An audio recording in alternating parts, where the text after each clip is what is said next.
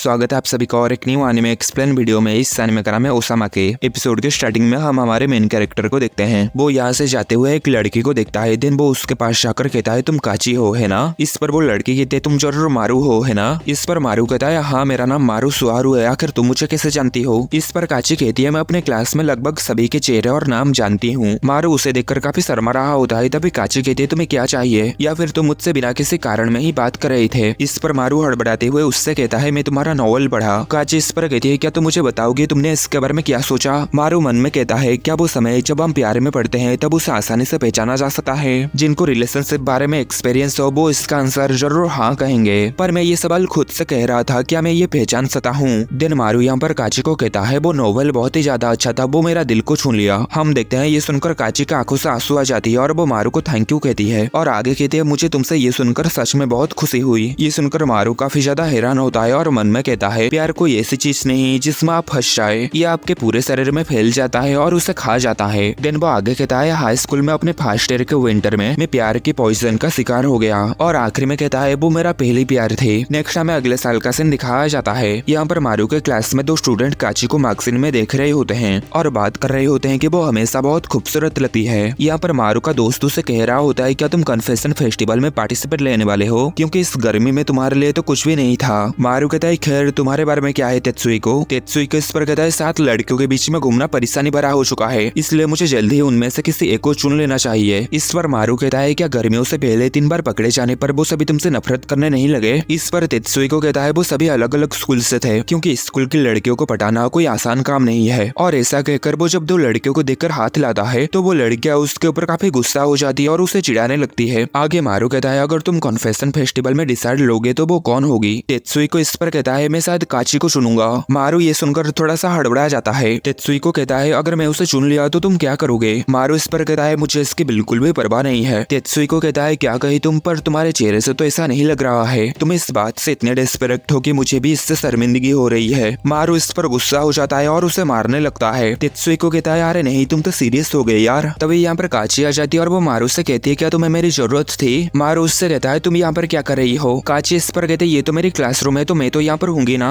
मारू इस पर कहता है हाँ पर मेरा मतलब था हम हमेशा कैफे में मिलते हैं, पर आज तुम अचानक से मेरे पास आ गए। काची इस पर कहती है मिको किसी काम के लिए चली गई, हालांकि वो कही थी कि वो जल्दी आ जाएगी इसलिए मैं तुम्हारे पास आ गई। तभी हम देखते हैं ये 2 लड़के काची के फोटो को देखकर ठरकियों के जैसे बातें कर रहे होते हैं और कह रहे होते हैं कि इसकी साइज क्या होगी। तभी तेत्सुई को उन दोनों की ये बात को नोटिस कर लेता है और वो उन दोनों से कहता है क्या तुम दोनों आज काची की रिलीज हुई मैगजीन देख रहे हो। इससे काची को भी पता चल जाता है कि वो दोनों किस बारे में बातें कर रहे थे और काची उन दोनों के पास जाकर कहती है मुझे गंदी सोच वाले लोगों से नफरत है। देन वो उन दोनों को बड़े ही खतरनाक अंदाज से देखते हुए कहती है तुम दोनों को मर जाना चाहिए। इससे ये दोनों काफी ज्यादा घबरा जाते हैं और पीछे ये दोनों ये सब देखकर हंस रहे होते हैं। दिन तेत्सुई को मारू को यहाँ पर कहता है वो बहुत ज्यादा स्मार्ट है, एथलेटिक है और उसे अकुटामी अवार्ड भी मिला है और वो मैगजीन में भी आई जिससे वो पूरी दुनिया में फेमस हो गई। वो टीवी में भी बहुत पॉपुलर है, इसलिए मेरी सलाह मानो और उसे पाने से हार मान लो। इस पर मारू कहता है काची और मेरे बीच सच में बहुत अच्छी बनती है। पिछली सर्दियों में मैंने एक बार उससे बात की थी, हमें पता चला कि हम दोनों का घर एक दूसरे के काफी पास है और हम कभी कभी एक दूसरे के साथ बातें भी करते हैं। तेत्सुई को इस पर कहता है तो क्या इस तरीके से तुम उसके प्यार में पड़ गए। मारू कहता है नहीं काची वैसी नहीं है जैसी वो बाहर से दिखती है, वो तो बहुत खुशमिजाज है और मासूम भी। तभी हम देखते हैं एक लड़की काची के पास आती है और वो कहती है तुम्हारी नोट्स तो कितनी अच्छी है, मैं तुम्हारी कॉपी करूंगी। लेकिन तभी काची उससे अपनी नोट्स छीन लेती है और उसे फाड़ देती है और नीचे फेंक देती है। दिन काची उससे कहती है माफ करना ये नोट्स और नहीं रहे, पर ये नोट्स मेरे थे तो मुझे नहीं लगता इससे तुम्हें कोई प्रॉब्लम है। इस पर वो लड़की गुस्सा होकर वहाँ से चली जाती है और ये सब मारू भी देख रहा होता है। देन काची अपने सारे नोट्स को उठाने लगती है और मीको भी इसमें उसकी मदद करती है। नेक्स्ट हम देखते हैं काची यहाँ पर लाइब्रेरी में बैठकर अपने नोट्स को दोबारा लिखती है। तभी मारू वहाँ से जाते हुए उसे देखता है और उसे पता चलता है कि काची काफी दुखी है और रो भी रही थी। नेक्स्ट हम देखते हैं मारू यहाँ पर स्कूल फेस्टिवल के लिए काम कर रहा होता है। तभी तेत्सुई उससे कहता है अगर तुम्हें गर्लफ्रेंड चाहिए तो तुम सीधा से क्यों नहीं पूछते। ये बात सुनकर मारू का ध्यान भटक जाता है और वो अपने उंगली के ऊपर हथौड़ा मार देता है। तेत्सुई आगे उससे कहता है सीधा पहले से ही तुम्हारा ध्यान रख रही है, अगर तुम मुझसे ईमानदारी से पूछोगे तो शायद वो तुम्हें हाँ कह देगी। पर मारू कहता है नहीं। तेत्सुई कहता है इसके बारे में सोचो तो सीधा आज लंच में तुमसे बात करने के लिए नहीं आई। मारू कहता है ऐसा तो अक्सर होता रहता है, पर तेत्सुई कहता है नहीं ये तुम्हारी गलती है, जाओ उससे माफी मांगो। मारू इस पर कहता है हम दोनों के बीच में कुछ भी नहीं हुआ है और इसके अलावा मैं उससे क्यों माफी मांगू, मेरी क्या गलती है। तेत्सुई कहता है ऐसा हमेशा तुम्हारे साथ होता रहता है, देखो सीधा भी तुम्हारी औकात से बाहर है, अगर वो तुम्हारी बचपन की दोस्त नहीं नहीं होती तो तुम कभी भी उसके पास नहीं आ पाते। मारू कहता है मुझे पता है वो क्यूट है, उसे लड़के पसंद करते हैं और वो बातचीत करने में बहुत अच्छी है, इसलिए मैं उसकी रेस्पेक्ट करता हूँ। तभी सीडा भी वहाँ पर आ चुकी थी और वो मारू की ये सभी बातें सुन लेती है और वो मारू को कहती है तो क्या तुम मेरे बारे में ऐसा ही महसूस करते हो?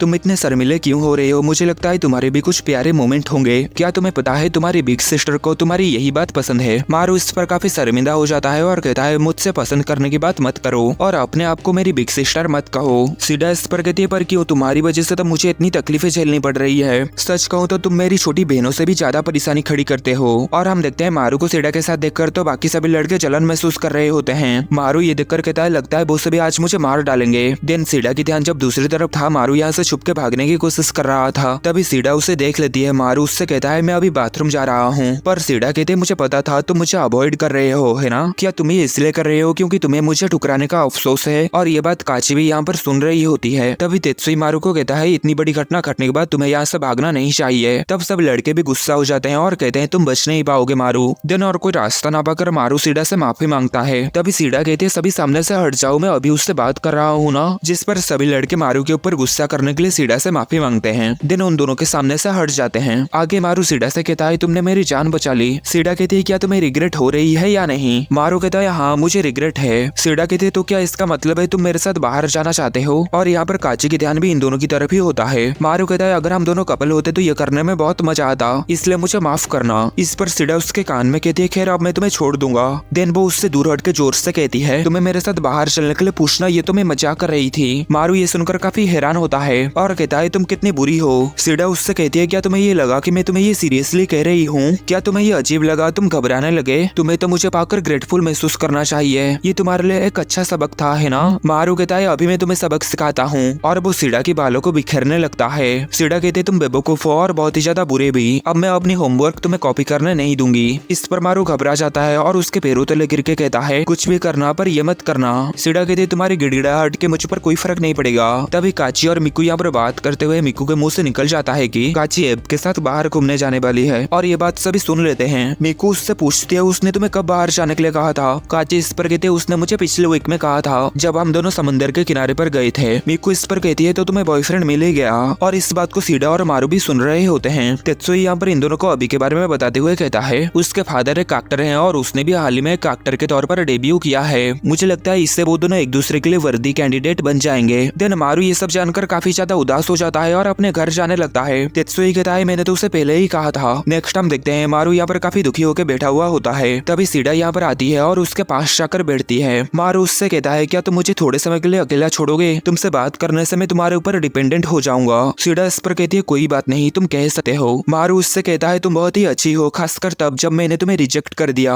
तभी हमें तब का सीन दिखाया जाता है जब सीडा ने मारू को साथ में घूमने चलने के लिए कही थी। अब यहाँ पर सीडा मारू को कहती है मैंने तब ऐसा इसलिए कहा था क्योंकि मैं एक गेम में हार गई थी। मारू कहता है तुम बड़ी बहन की जैसा होने की दिखावा करती हो, लेकिन मैं जानता हूँ कि तुम्हें लाड प्यार पसंद है। तभी सीडा मारू को कस के पकड़ लेती है और कहती है तुम बहुत बड़े बेवकूफ हो, लेकिन तुम बहुत अच्छे पर्सन हो। तुम मेरे लिए बहुत अच्छे हो तब भी जब तुम खुद बहुत ज्यादा दुखी हो। इसी वजह से मैं तुम्हें पसंद करती हूँ। मुझे ये बुरा लगा कि तुमने मुझे नहीं चुना, लेकिन इससे तुम्हारे लिए मेरी फीलिंग्स नहीं बदलती। मैं हमेशा तुम्हारे साइड ही रहूंगी, इसलिए तुम अपनी फीलिंग्स को बिना दबाए रो सकते हो। और काशी को ये नहीं पता कि वो क्या खो रही है। देन मारू उसे पकड़ के जोर जोर से रोने लगता है और कहता है वो मेरी पहली प्यार थी। कुछ समय के बाद सीडा कहती है काची कितनी क्रूर है ना? वो तुम्हारी दोस्त थी, लेकिन उसे जब अभी के साथ जाने का मौका मिला तो वो उसके साथ चली गई। मुझे तो यकीन नहीं हो रहा है कि वो तुम्हारे साथ ऐसा की। मारू कहता है पर मुझे अभी भी ऐसा लगता है कि वो मेरी ओर जरूर देखेगी। तभी सीडा कहती है चलो उससे बदला ले, वो जो भी तुम्हारे साथ की भले ही तुम इसके लिए उसे माफ कर सकते हो, पर मैं कभी नहीं करूंगी। मारू कहता है क्या ये ठीक रहेगा? सीडा कहते सच कहूँ तो मैं हमेशा से काची से नफरत करती रही हूँ। मारू कहता है क्या सच में? पर तुम्हें उसके किस चीज से नफरत है? सीडा कहते हैं मुझे उसके सभी चीज से नफरत है। दिन आगे वो कहते बदला लेने के बारे में क्या सोचते हो? मारू कहता है मैं अभी बहुत परेशान हूँ, इसलिए मैं ऐसा करना तो चाहता हूँ, पर तभी सीडा कहते बस अभी और काची को एक साथ सोचो। वो दोनों एक वीक से डेटिंग कर रहे हैं, ऐसे ही उन दोनों के बीच में नजदीकियां बढ़ेगी और वो दोनों एक दूसरे को किस भी करेंगे। ये सोचकर मारू काफी ज्यादा परेशान हो जाता है और कहता है आखिर ऐसा कैसा हो सकता है? अच्छे दिखने वाले लड़के बिना कुछ किए ही सबसे ज्यादा अच्छा चीज कैसे पा सकते हैं? भले ही भगवान उसे माफ कर देंगे, पर मैं कभी नहीं करूंगा।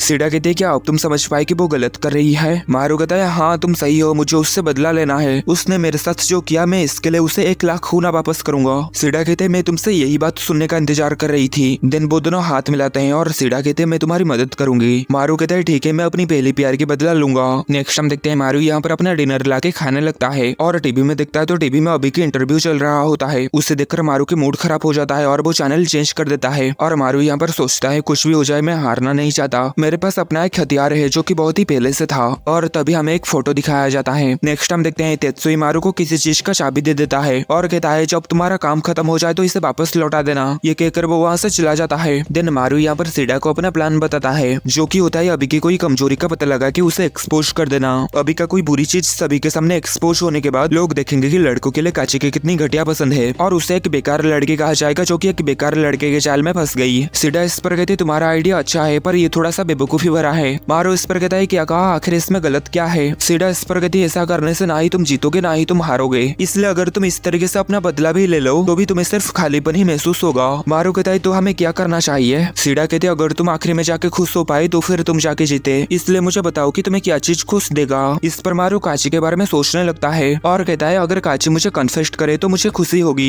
और आगे वो कहता है मैं कितना बेवकूफ हूँ, मैं उससे बदला लेने की बात कर रहा हूँ। सीडा इस पर कहती है तुम कितने स्टूपिड हो, तुम आज जहाँ हो वहाँ इसलिए हो क्योंकि ऐसा नहीं हुआ, लेकिन मैं जानती हूँ कि तुम कैसा महसूस कर रहे हो। दिन आगे वो उससे कहती है तुम मेरे बॉयफ्रेंड होने का नाटक क्यों नहीं करते। मारू इससे काफी हैरान होता है और कहता है इससे मुझे मेरा बदला कैसे मिलेगा। सीडा इस पर कहती है काची का एक अच्छा साइड है जो कि वो सिर्फ तुम्हें दिखाई, वो तुम्हें इतना पसंद करती है कि वो तुम्हें अपने पास रखना चाहती है, इसलिए मुझे लगता है कि ये करना सबसे ज्यादा अच्छा आइडिया होगा। मारू भी इस पर कहता है तो ठीक है। सीडा कहती है काची जिस लड़के को अपने पास रखना चाहती थी अगर उसका कोई गर्लफ्रेंड बन गई तो तुम समझ सकते हो उसे कैसा लगेगा। मारू इस पर सोचता है अगर हम दोनों एक साथ आ जाए तो काची रिग्रेट महसूस करेगी। देन मारू उससे कहता है पर क्या तुम्हें इससे कोई दिक्कत नहीं है। सीडा इस पर कहते हैं मैं उस लड़के के साथ बाहर जा सकती हूँ जिससे मैं प्यार करती हूँ, भले ही वो दिखावा ही क्यों ना हो। ये सुनकर तो मारू काफी ज्यादा शर्मा जाता है और मन में सोचता है आखिर ये सब क्या हो रहा है। और यहाँ पर तो उससे काफी ज्यादा पसीना आने लगता है। दिन सीडा उसके हाथ को पकड़ के उसके कान के पास आकर कहती है तुम अपने बड़ी बहन को क्यों नहीं बताते कि तुम कैसा महसूस करते हो। मारू कहता है हमें ऐसा नहीं करना चाहिए। सीडा कहते है क्या नहीं करना चाहिए और आगे कहते है क्या तुम्हें पता है तुम बहुत क्यूट हो। इस पर मारू हड़बड़ा जाता है और कहता है तुम ही हो जो क्यूट हो। और आगे शर्माते हुए कहता है भले ही ये दिखावा है पर तुम्हारे साथ डेटिंग करने का आइडिया से मुझे शर्म आ रही है, पर ऐसा करने से भी मुझे खुशी मिलेगी। सीडा भी इस पर शर्माने लगती है और आगे कहते तो ठीक है हम इसी प्लान के ऊपर ही चलेंगे, तो क्या अभी हमें एक किस करना चाहिए। मारू ये सुनकर हड़बड़ा जाता है और चेयर से नीचे गिर जाता है। आगे सीडा उसे किस करने के लिए उसके पास आने लगती है। मारू कहता है रुको तुम पागल हो गई हो क्या।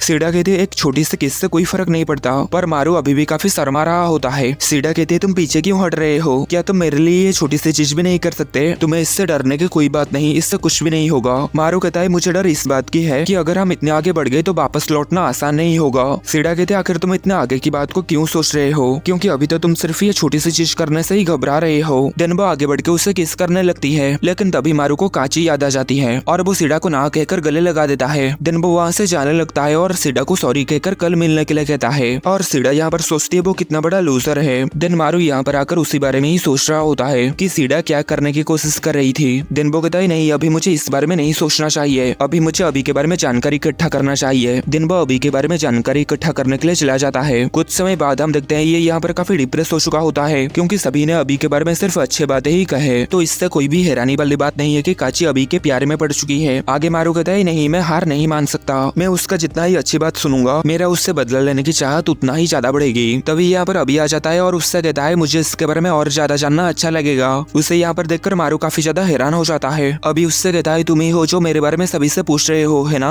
और मुझे ये बात अभी पता चला और मैं तुम्हें ढूंढते ढूंढते यहाँ पर आ गया। मारू कहता है वाह तुम्हारे जैसा एक फेमस पर्सन मुझे जानता है। अभी कहता है ऐसा नहीं है कि मैं तुम्हें जानता हूँ, सच कहूँ तो ये ऐसा है कि मुझे तुम याद आ गए हो। मुझे अभी तक पता नहीं था कि तुम इसी स्कूल में थे, तुम पहले एक जीनियस चाइल्ड डॉक्टर थे है ना, और तुम्हारा नाम है मारू सुहारू। ये सुनकर मारू काफी ज्यादा हैरान होता है और इतने में ये एपिसोड खत्म होता है।